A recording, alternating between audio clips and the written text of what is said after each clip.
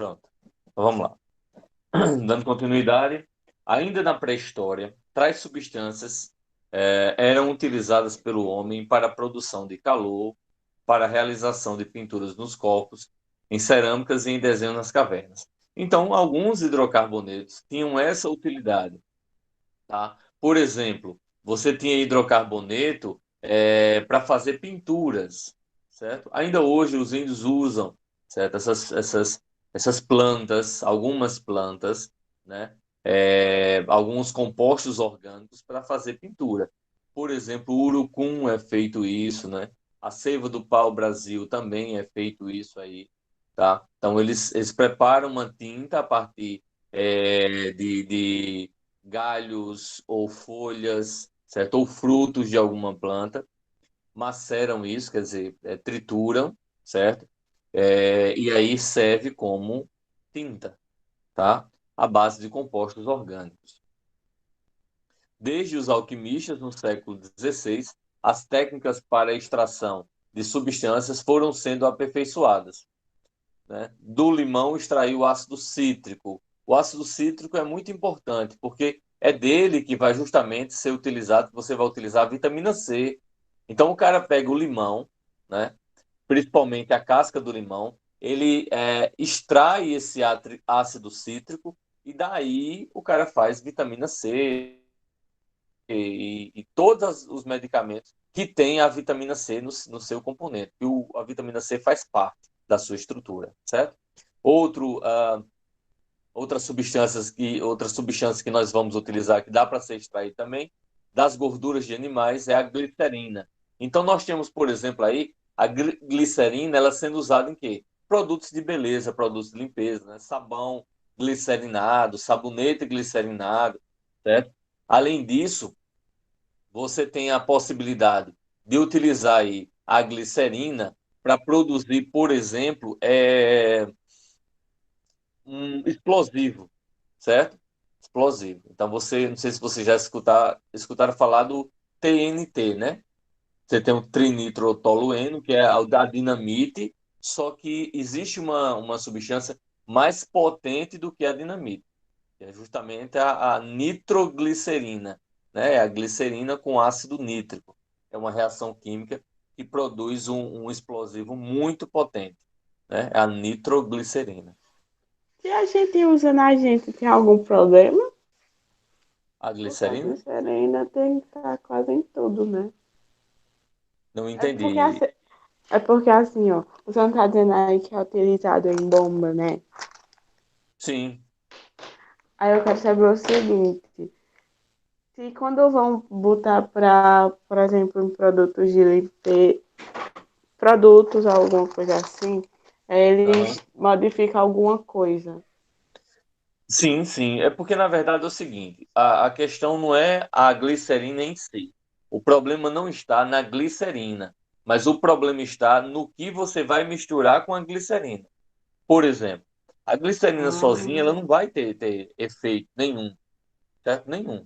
Mas se eu pegar a glicerina e misturar com outra substância, por exemplo, o permanganato de potássio, eu causo uma reação em cadeia em que só pelo fato de misturar, você vai ter Você pode provocar um incêndio, certo? Só pelo fato de você misturar os dois, a glicerina com o permanganato de potássio. Então, a glicerina, como eu já falei, é usada em medicamento, é usada em produto de limpeza. O permanganato de potássio, alguém aqui já teve catapora ou conhece alguém que teve catapora? Várias pessoas, eu tenho certeza disso. Então, para quem já teve catapora, lembram-se quando vocês era menor, certo? Vocês utilizaram no processo de tratamento da catapora um pozinho, um roxo para tomar banho, ou um sabonete para passar no corpo, ou tomaram um comprimidinho roxo para que a catapora fosse embora logo. Alguém lembra disso aí? não, Vocês, ninguém teve catapora? eu não tive, não. Eu tive, cara. Mas não tinha remédio roxo, não. Ela passava álcool mesmo nos couro e acabou. Porque o tratamento foi em casa, né? Foi. Ah, tá. Mas se O meu tivesse ido foi no diferenciado. médico, no posto de saúde, como é, Douglas? O meu foi banho de cachaça, por isso que eu bebo até hoje. Ah, entendi. Então é o seguinte, na verdade, se tivesse ido ao médico ou no posto de saúde, eles tinham indicado justamente esse pozinho para tomar banho, para cicatrizar a ferida, porque na verdade a ideia é tomar o comprimido de permanganato de potássio para poder vir rápido, né? Digamos assim, é como se as feridas estourassem todas de uma vez, certo? Ou rapidamente. E o banho com pó roxo, ele serve para cicatrizar as feridas mais rapidamente, tá? Então, por exemplo, gente que passava com catapora um mês ou mais, utilizando a medicação, você passa praticamente uma semana só e resolve o problema da catapora. Esse produto que é usado lá, certo, para o tratamento da catapora é o permanganato de potássio, certo? Ele separado não tem problema, mas se você juntar, você causa aí um incêndio, tá bom? Então, assim, você tem que ter muito cuidado. O problema não é a Que substância. massa. Oi? Isso é massa, eu não sabia disso. Pois é, acontece, certo? Quando a gente tiver aula, a possibilidade de aula presencial, eu vou fazer. Eu sempre faço nas minhas aulas, né? Eu sempre misturo a glicerina com o permanganato de potássio. E isso causa uma reação bem intensa, ok? Mas alguém vai fazer mais alguma pergunta? Não? Então, beleza, Não. vamos lá. Vamos continuar.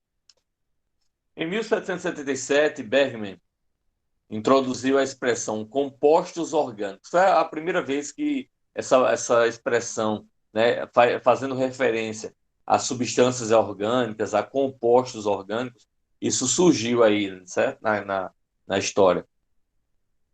Foi justamente esse cara aí que introduziu essa expressão, né?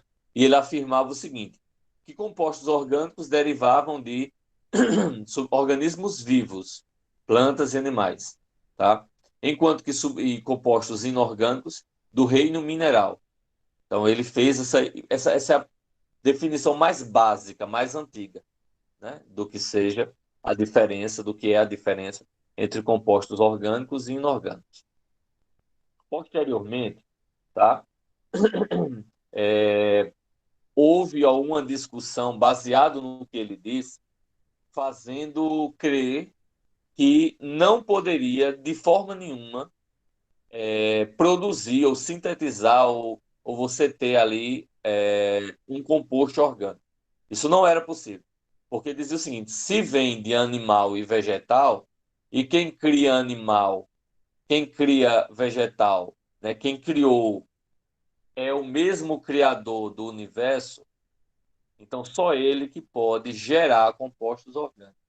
Aí foi dito o seguinte, ó, justamente com a distinção de Bergman, que eu acabei de falar, desenvolveu-se a concepção de que um simples composto orgânico, por mais simples que fosse, jamais poderia ser formado, jamais poderia ser sintetizado, certo? Não poderia ser. Criou essa concepção a partir do que Bergman falou, né?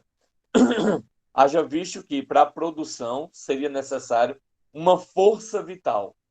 Então, quem é que dá a força vital a tudo?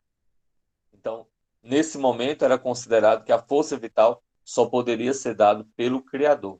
Então, só ele poderia dar a força vital e retirar a força vital. Então, o homem não tinha essa capacidade de criar compostos orgânicos, mesmo que fosse o mais simples possível. Essa ideia propôs a Jacob Berzelius no ano de 1803, certo? Ele originou a teoria da força vital. Então, essa teoria da força vital dizia justamente isso. Compostos orgânicos só poderia ser formado de outros compostos orgânicos ou só poderia ser criado um novo composto orgânico ou sintetizado um composto orgânico se o próprio criador fizesse isso. O homem não tinha essa capacidade. Só que pouco tempo depois, um cara aí chamado Wöhler, tá? ele, a partir de uma reação muito simples, ele foi capaz de produzir um composto orgânico, caindo por terra todo esse pessoal que acreditava nessa teoria da força vital. O que foi que ele fez? Ele pegou um composto inorgânico, certo? Que é o cianato de amônio, que vocês estão vendo aí, que eu circulei de vermelho, certo? Eu vou chamar aqui de substância 1, tá? E pegou essa substância, é uma substância inorgânica, certo? É uma substância inorgânica.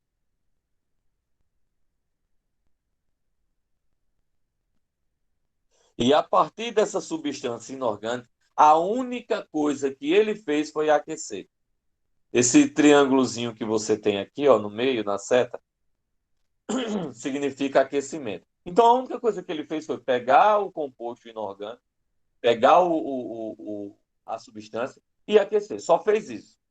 Com o passar do tempo aquecendo, ele sentiu um cheiro característico que ele já conhecia. Era justamente a formação desse outro composto aqui, que é o composto 2. É um composto orgânico. É um composto orgânico. É a ureia. Certo? Não é ureia, não, viu? Não é ureia, não. É ureia. Então, essa ureia, ela é encontrada onde? Na urina de animais. Na nossa urina, na urina de animais. Dá o odor característico da urina, né? É a ureia.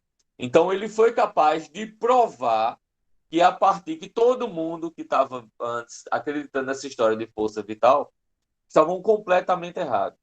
Porque a partir de uma substância inorgânica, ele produziu uma substância orgânica. Caindo por terra aí essa referência à força vital. E que o homem poderia sim, né, através de reações simples ou reações mais complexas, né, formar substâncias ou sintetizar substâncias orgânicas. Tá bom? Então aí surgiu justamente a quebra dessa teoria da força vital. E a partir disso aí, tá? A partir disso aí, nós temos o conceito mais atual de química orgânica. Diz o seguinte: é o ramo da química que estuda os compostos do elemento carbono, denominados compostos orgânicos. Então, todo composto orgânico, ou melhor, 99,9% dos compostos orgânicos tem a presença de carbono, obrigatoriamente. Principalmente compostos carbônicos, compostos orgânicos que são maiores, certo? Porque composto orgânico das pequenas quantidades que existem, que não tem o carbono, certo? Ele vai existir apenas com fórmulas pequenas, simples. Você não tem compostos grandes ou um pouco maior, certo? Uma cadeia um pouco maior que não tem o carbono. Porque justamente a gente vai estudar o carbono e vai ver que ele tem características específicas que nenhum outro elemento tem para formar cadeias. E aí a gente vai ver o que são cadeias carbônicas. Aí você pode dizer, professor, mas se o senhor falou 99,9999, qual é o composto que é orgânico e também não tem o carbono? Nós temos, como exemplo, a amônia. Certo? A amônia, ela tem essa característica. É o NH3. O NH3. Vocês já devem ter usado produtos à base de amônia, não é? Principalmente para tratamento do cabelo. Lembram disso, de ter usado? Sim. Sim. Pronto. Então, a amônia tem um odor muito característico, né? Um odor muito forte. E que aí você pode dizer, professor, mas quem está tratando o cabelo, o cara está lá tratando o cabelo, a minha está tratando o cabelo. E aí eu uso esporadicamente, uma vez no mês, uma vez a cada 15 dias, tal. Então, para mim, não vai ter tanto problema. Sim, mas e para quem está aplicando o produto? para quem está entrando em contato com o produto à base de amônia. É tanto que hoje em dia você tem várias opções, vários produtos em que não tem amônia. São mais caros, mas não tem amônia. Certo? Porque quando o produto tem amônia, que a pessoa está ali manuseando no cabelo do outro, deixa lá um tempo, aí coloca para aquecer, isso a amônia vai evaporando. E a pessoa que está ali trabalhando está todos os dias trabalhando, ou quase todos os dias trabalhando. Então, essa pessoa, com o passar do tempo, ela vai se contaminando ao ponto de ter problemas respiratórios, intoxicação, certo? Dentre outros problemas causados pelo o contato direto ou inalação desse produto orgânico aí, que é a amônia. Ok? Alguma pergunta, pessoal? Não, tá de boa por Não? enquanto. Nenhum. Deixa eu só tentar atualizar aqui a chamada, tá?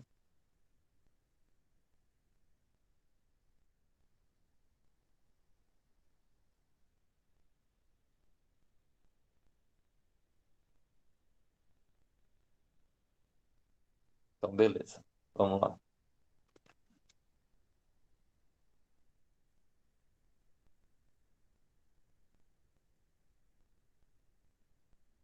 Continuando.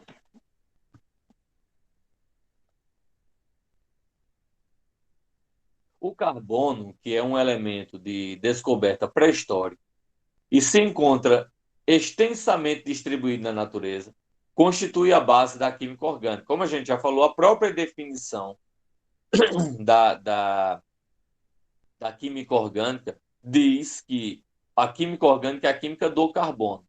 Aí você pode perguntar, professor, o senhor disse que todos os compostos orgânicos, ou quase todos, 99,999, certo? Pode não, tem o carbono como elemento principal. Isso é verdade? É, claro que é verdade. Certo, mas quer dizer que o carbono vai estar presente em todo composto orgânico, certo? Então, todo composto que tiver o carbono é orgânico? Não, certo? 99,999% dos compostos orgânicos tem carbono. Mas nem todo carbono, nem todo composto que tem o carbono é orgânico. Por exemplo, eu esqueci de falar aí.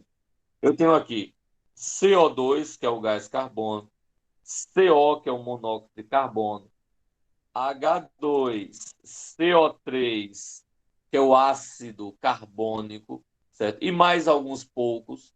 Esses não são orgânicos, eles são inorgânicos,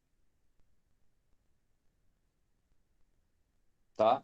Então, são os poucos exemplos das substâncias que não são orgânicos. A maioria são, tá bom? Mas esses não são. Sim, Marley.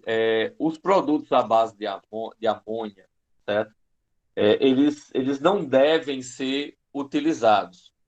E o que é que acontece? Sim, em vários locais, vários países, não são mais utilizados e são proibidos de utilizar. Só que o que é que acontece? O produto à base de amônia ela é mais barato. E por ser mais barato, a partir do momento em que você pega um produto que não tem amônia, certo? Ele se torna caro. E você não proíbe o outro, certo? Principalmente as empresas, né? As cabeleireiras, que trabalham com a utilização do produto, se ele pode escolher, tá? Ele vai ter maior lucro, ou vai conseguir trabalhar direitinho, tendo o produto com amônia. Porque utiliza na cliente, a cliente ou o cliente não se prejudica, certo? Muitas vezes a pessoa que está utilizando, certo? A pessoa que está trabalhando no salão não sabe que causa tantos problemas assim, tá? E aí continua utilizando, continua utilizando. Porque é aquela coisa, é oferta e procura. Se existe. Não, tranquilo, Douglas. Se existe gente para comprar, o produto continua sendo vendido. É a história do cigarro, né? É a mesma história do cigarro. O cigarro faz mal? Faz mal. Todo mundo sabe que faz mal? Todo mundo sabe que faz mal, certo? Você tem aí as pessoas, o governo obriga a fazer o quê? Obriga simplesmente a colocar aquelas imagens de pessoas com problemas de saúde na carteira do cigarro. Mas continua gente fumando? Continua. Diminuiu bastante. Diminuiu muito, certo? Mas ainda tem muita gente que fuma. Causa problema do mesmo jeito. Bebida alcoólica causa problema? Causa problema do mesmo jeito, certo? Causa acidente, causa coma alcoólico, causa dependência, causa morte por acidente, né? O cara vai alcoolizado no trânsito e mata, certo? Ou morre. Mas esse tipo de droga, cigarro, bebida, são chamadas de drogas lícitas. Lícitas. E qual é o problema? O problema é que continua matando. Mas por que não se proíbe? Porque a indústria do cigarro e a indústria do álcool, certo? Das bebidas, principalmente, né? No geral, paga muito imposto. Então é muito dinheiro para o governo. Entendeu? Essa é a questão. É por isso que não se proíbe. Então é considerado como droga lícita. Aí o que é feito? É feita uma campanha de conscientização, né? Se beber, não dirija, não consuma bebida alcoólica em excesso, não é permitido que menor de 18 anos consuma bebida alcoólica. Tem as propagandas do cigarro. Aí o cigarro, se for brasileiro, ele é permitido à venda. Cigarro, se ele for importado, certo? Aí ele é apreendido. Ele não é permitido. Por quê? Alguém sabe? Não. Porque não paga imposto. Aí é chamado de contrabando. Porque não paga imposto. Aí esse tipo de cigarro é fiscalizado. Entendeu? Essa é a questão. Aí, se a bebida é trazida para o Brasil de fora sem pagar imposto, é chamado de contrabando. Mas se essa mesma bebida for paga as taxas e ela vier importada dentro legalmente, digamos assim, aí não é contrabando, não, é importação. Então, às vezes, é mais questões econômicas, questões políticas, do que realmente as pessoas estão preocupadas do que faz mal e o que não faz mal, tá certo? Então, a gente tem que ter esse senso. Nós estamos estudando para isso. A nossa finalidade não é só apenas conseguir um emprego, não é só apenas concluir o ensino médio. A finalidade de estudarmos e estudar sempre é aprender cada vez mais, ser cidadãos melhores, certo? Conseguir discutir bem, ter argumentos para temas importantes, seja tema alcoolismo, seja o tabagismo, seja a proteção da mulher, seja o feminicídio, seja a violência contra a classe LGBT, tem as outras siglas, certo? Ou seja, contra a pobreza, ou seja, contra a falta de moradia, mas nós temos que ter argumentos, nós temos que ler, nós temos que receber informação. Não é só simplesmente olhar no celular, no site de fofoca, ou aquilo que nos mandam pelo WhatsApp. O cara acha que porque foi mandado pelo WhatsApp está 100% correto, é 100% verdadeiro e a gente vai acreditar. Independente de lado, independente de bandeira que você levanta. Independente se você tem, como tem aí várias cabeças de Bolsonaro, independente se você é a favor ou contra o presidente, independente se você é a favor ou contra Lula, independente de qualquer coisa, você precisa ter uma opinião baseada em fatos. Você precisa formar sua opinião baseada em argumentos sólidos, né? E não se deixar levar porque um disse uma coisa, porque outro disse outra coisa.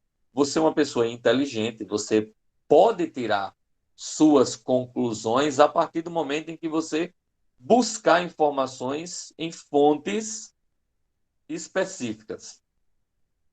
Nós estamos vendo o Brasil da maneira que está, e aí você acha que você escuta muito dizer: o Brasil está um caos e não tem mais vaga e vai todo mundo, tá um problema sério no mundo do Brasil e tudo mais, não sei o quê. Aí chega alguém para vocês: não, não, isso é conversa, isso é conversinha de mídia, isso não existe não. Você pode acreditar ou você não pode acreditar. Ai, me dá uma raiva isso. Se Eu você já tem fico dúvida, irritada. independente de política, entende? Se você não acredita, é um direito seu não acreditar. Se você acredita, é um direito seu acreditar.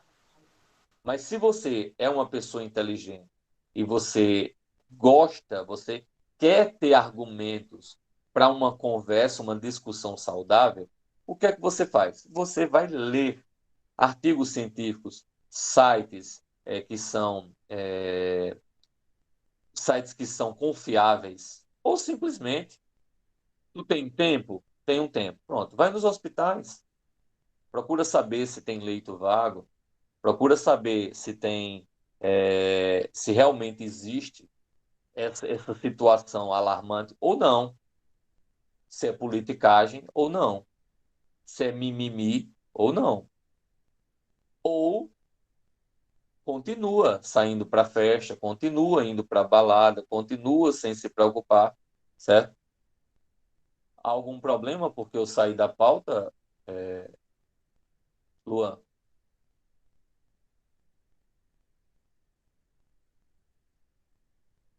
Tem algum problema em relação a isso?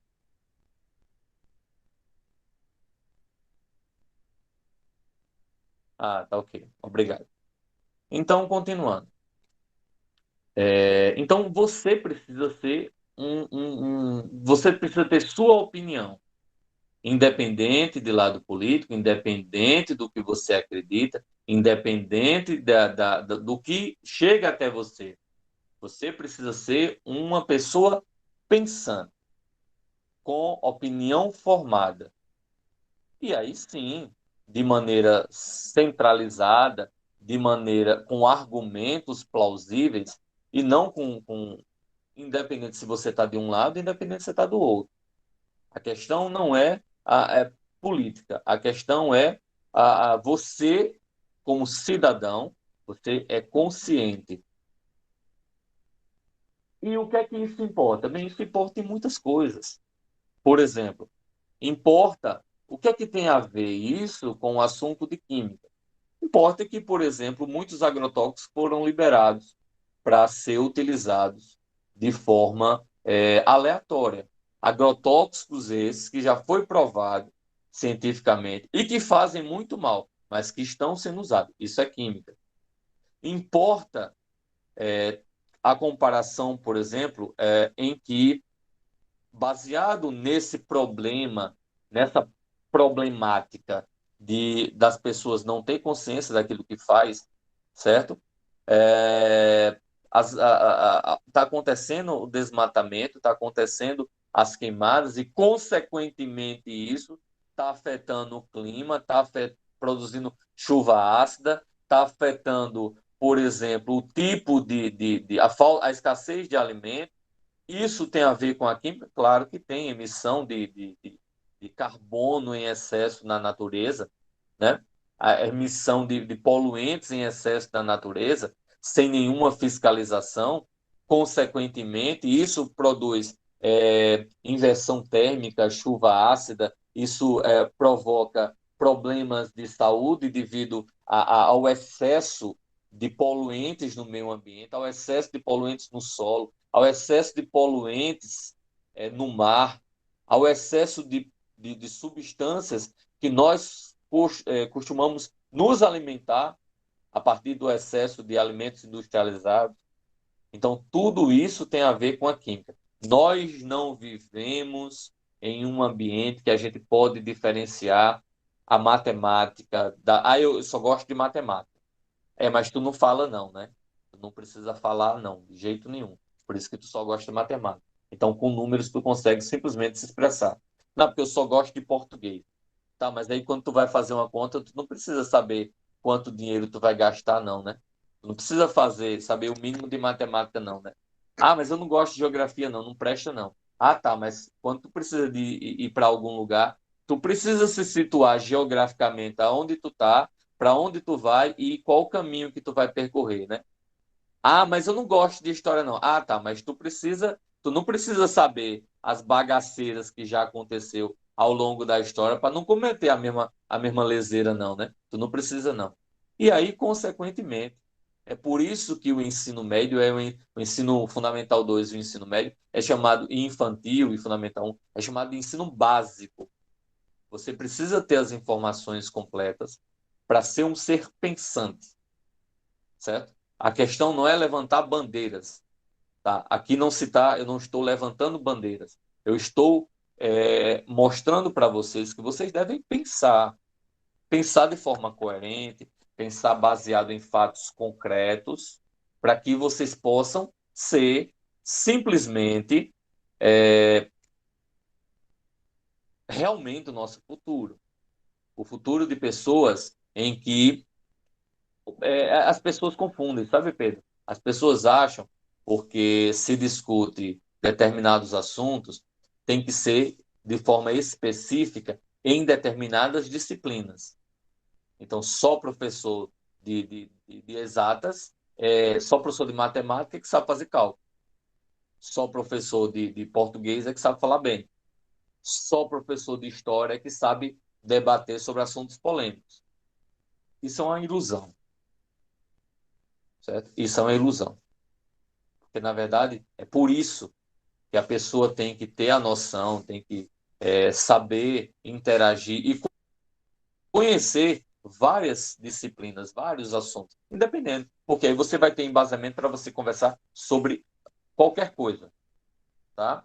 Independente disso, você vai ter condições de conversar. Tá, Raíssa? Você entra e sai. Então, ok, Raíssa. Então, isso é conscientização de você como cidadão, né? Porque se o cidadão ele é consciente, nós químicos, aí puxando de forma específica, nós químicos vamos estar preocupados em produzir algo para beneficiar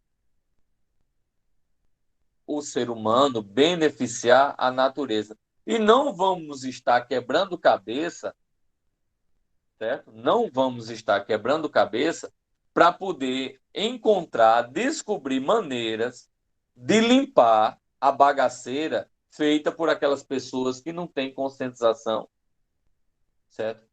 E, na verdade, é gado. É só gado. Para onde o boiadeiro tanger, o gado vai. Então, temos que ter muita consciência em relação a isso, tá bom? E outra coisa, só para a gente finalizar. Sim, discutam o ponto de vista de vocês. Sim, discutam política quando necessária, quando for o momento ideal. Mas existem, numa conversa, numa discussão, só para a gente encerrar, existe uma via de mão dupla. Aquele que fala, aquele que se expressa, aquele que quer externar os seus pensamentos, as suas ideias, embasado naquilo que estuda, naquilo que lê, naquilo que conhece, também deve escutar o outro. Nenhuma opinião ela é suprema e absoluta. É uma via de mão dupla. Você fala, mas você, da mesma forma que você fala, você tem que saber escutar. E aí sim é uma conversa. E não uma imposição, certo? Independente de qualquer coisa. Muitas vezes, Gildásio, esse é o maior problema, certo? Das das grandes discussões. É porque as pessoas só querem falar em vez de escutar. Escuta os dois lados, vê o que é que os dois lados estão dizendo, e aí você como um ser pensante, você discute e chega a uma conclusão. Esse é o ponto central, certo? De qualquer ideia, de qualquer forma de troca de mensagem, certo? E uma última coisa, antes de ser professor, nós temos que ser educador. Então, educador independe de disciplina, tá certo? Só para deixar claro.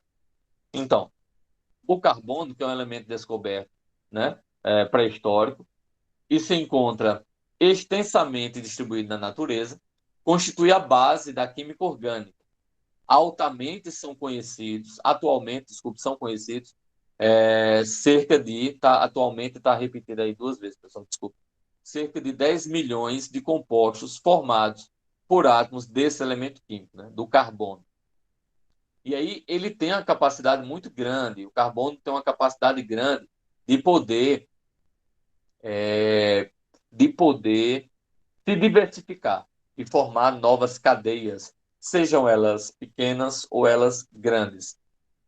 Porque o carbono ele é um elemento apolar, né, em que esse elemento ele tem a capacidade de se unir a outros elementos, tá certo? E aí essa capacidade, outro elemento não tem igual ao carbono. Tá? Um ponto importante: existe um pequeno grupo de compostos, como eu já tinha falado para vocês, que contém carbono, mas não, mas são estudados na química inorgânica por não apresentar compostos características orgânicas, né? São chamados de compostos de transição. É justamente aquilo que eu tinha falado para vocês, né? São compostos de transição, não são orgânicos, mas dependendo da reação química eles podem sim se tornar orgânicos. Então ele traz pelo menos 2 diferentes, né? O cianato de amônio, tá? Que ele pode se tornar a substância que nós vimos anterior, né? A ureia, tá? E o CO2, né? O gás carbono, e o ácido cianídrico, tá? Esses são alguns. Aí eu tinha falado, além desses, eu tinha falado o CO, que é o monóxido de carbono, tá? É um outro que eu tinha comentado com vocês. E fora isso, o H2CO3, né? Que é o ácido carbônico, tá? Deixa eu só ajeitar aqui que ficou meio feio.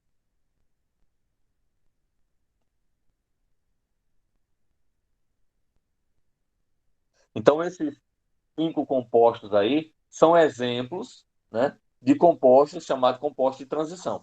Não são orgânicos, são inorgânicos. Mas, dependendo da reação química, eles se transformam em compostos orgânicos.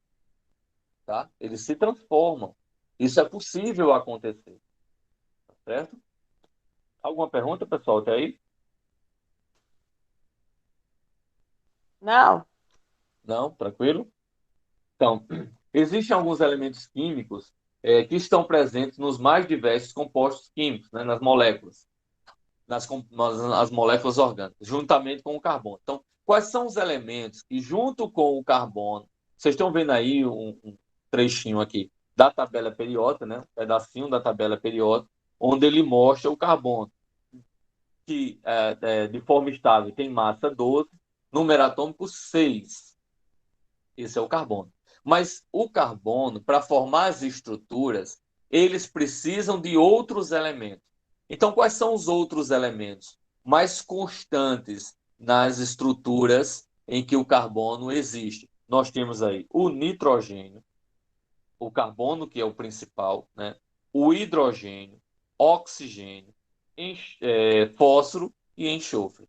Esses são os elementos mais comuns em que você pode ter compostos formados por carbono e esses elementos. Professor, existem outros elementos? Sim, existem outros. Você vai encontrar, por exemplo, nos halogênios, né? Os compostos chamados de haletos orgânicos, os halogênios. Então, nós temos aqui os halogênios.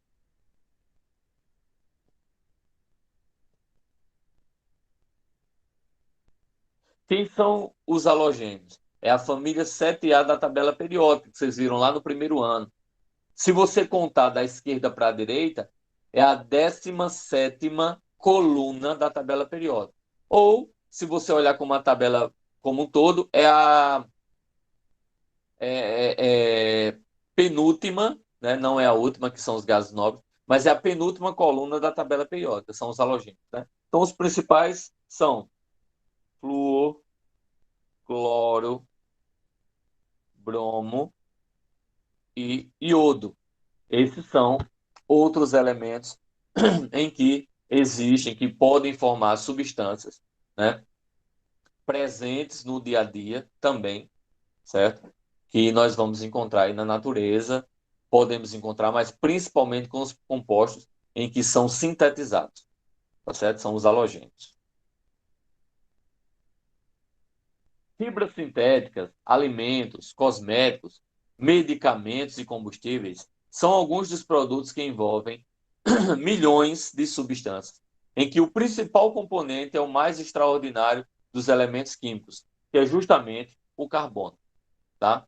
Então, pelo carbono estar envolvido em todos, ou 99,9%, não são todos, 99,999% dos elementos, dos compostos orgânicos, ele é tão importante, certo? Ele é tão importante. Só que aí, da mesma forma que os compostos orgânicos são...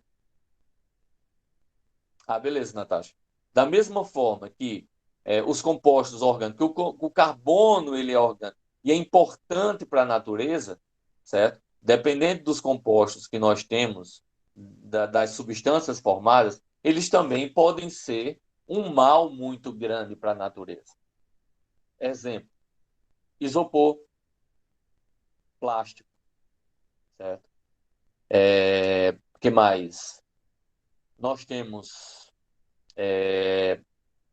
agrotóxicos e vários outros que causam muito problema, tanto para o homem como para a natureza, né? Os animais como um todo e a natureza como um todo, tá certo? Então tem os benefícios e tem os problemas que causam. É por isso que nós temos que buscar cada vez mais, nós temos que procurar novas tecnologias, novas reações, para que os produtos que nós vamos produzir eles sejam cada vez mais reutilizáveis ou que eles possam ser decompostos, que o produto possa ser decomposto, né? Porque é por isso que ao invés de utilizar sacolas plásticas de supermercado, existe a campanha de você leva sua sacola de nylon para reutilizar várias vezes, para evitar a quantidade de sacola produzida e liberar no meio ambiente. Já tem outra forma de você fazer isso, que é produzir a sacola plástica biodegradável.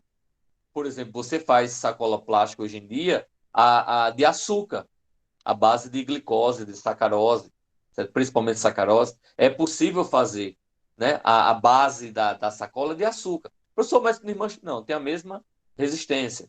Só que o problema é que ela dura menos tempo. Ela na natureza, ela pode ser consumida pelos micro-organismos. E sendo assim, você não tem centenas de anos aí para a sacola ser decomposta, certo? Alguns meses você tem essa sacola decomposta. A base de fibra, certo? Também. Então é por isso que é muito mais interessante você ter esses produtos, né, essas sacolas, a base desse material, do que você ter sacola convencional à base de composto orgânico de hidrocarboneto, que nós vamos ver o que é, certo? Então, carbono, né? Um cara, né, chamado Kekulé, tem um nome dele aí desse tamanho aí, que eu não sei pronunciar esse troço, não. Então, ele é um alemão, ele era um alemão, certo? Em que ele estudou largamente, né, a química orgânica, mas principalmente o elemento carbono. Ele estudou o carbono, ele buscou informações sobre o carbono, como classifica, quais as características do carbono. Tá? Então, em 1857, ele conseguiu chegar em alguns resultados. Né? Ele determinou as características fundamentais do átomo carbono. Ele propôs algumas observações que foram chamadas de postulados. Algumas características bem fundamentais que que o composto carbono ele possui, né? Que o elemento carbono ele possui. Então, as características fundamentais do átomo do carbono foram determinadas pelo alemão, que é Coué, que enunciou os seguintes postulados. Primeiro postulado: o átomo de carbono ele é tetravalente. O que é que significa aí tetravalente? Tetravalência. O que é tetravalência? O carbono ele tem a característica de ter 4 valências livres, certo? Quando é feita a distribuição eletrônica, lembra a história lá no primeiro ano de distribuição eletrônica? 1s2, 2s2, 2p6, 3s2, 3p6.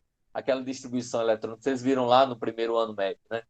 Então, isso aí, baseado nessa distribuição eletrônica, tá? Você consegue perceber que na última camada, ó,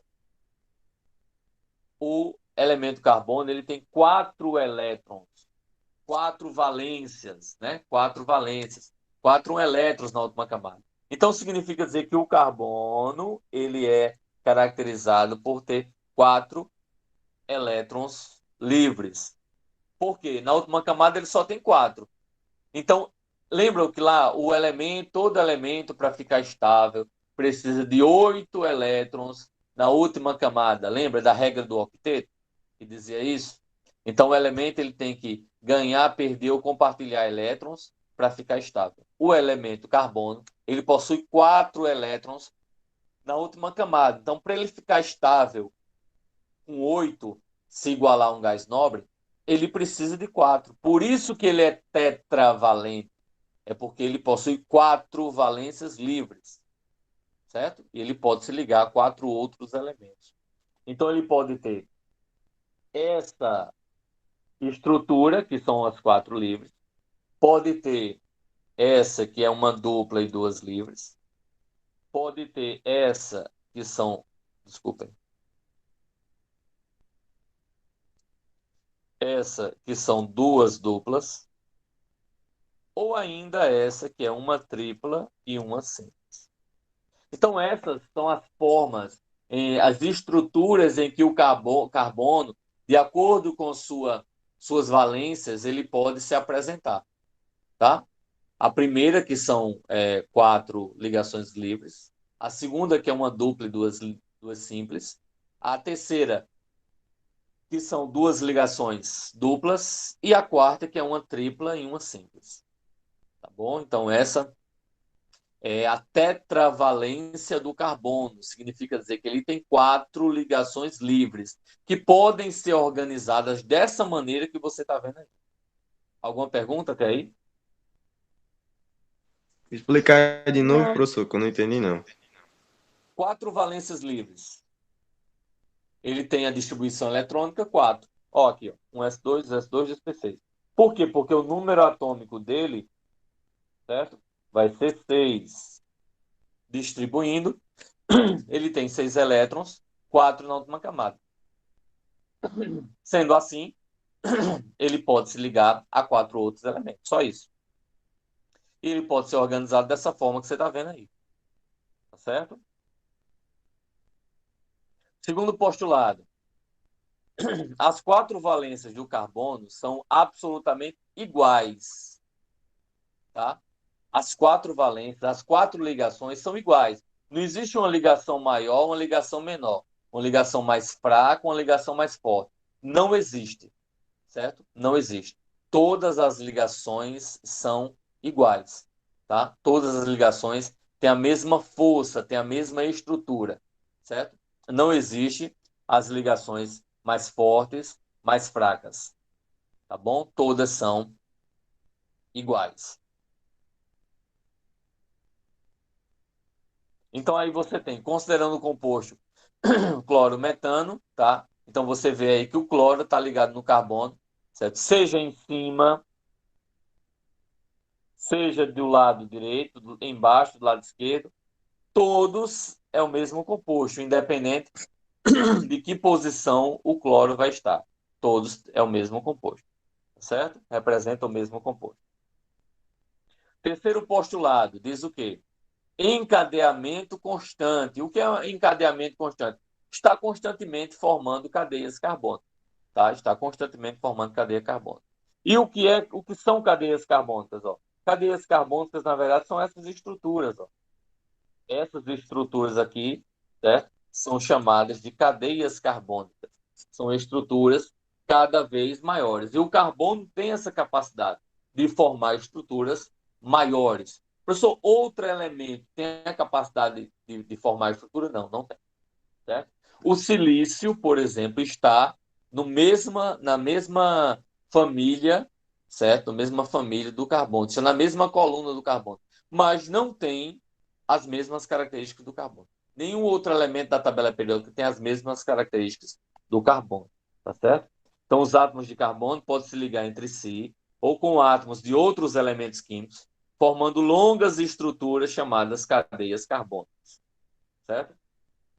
Os átomos podem compartilhar 2 ou 3 pares de elétrons, formando ligações duplas ou ligações triplas. É justamente aquilo que eu falei para vocês, né? O carbono ele pode ter só ligação simples, que é justamente essas ligaçõezinhas quando tem um tracinho apenas, tá? Pode formar uma ligação dupla, que é quando tem 2 tracinhos, duas ligações duplas, que é quando tem 2 tracinhos, tá? Ou ainda uma ligação tripla, que é quando tem 3 tracinhos, certo? Então, isso aí é o que pode formar. O carbono, ele pode formar. Então, ele pode se ligar entre si, ó, né? Carbono, carbono, ou ele pode se ligar a outro elemento químico, ó, o carbono com o oxigênio, tá? Então, essa justamente é um dos postulados de Kekulé, tá certo? Então, a gente vai encerrar nossa aula por aqui e na próxima aula nós continuamos para ver esse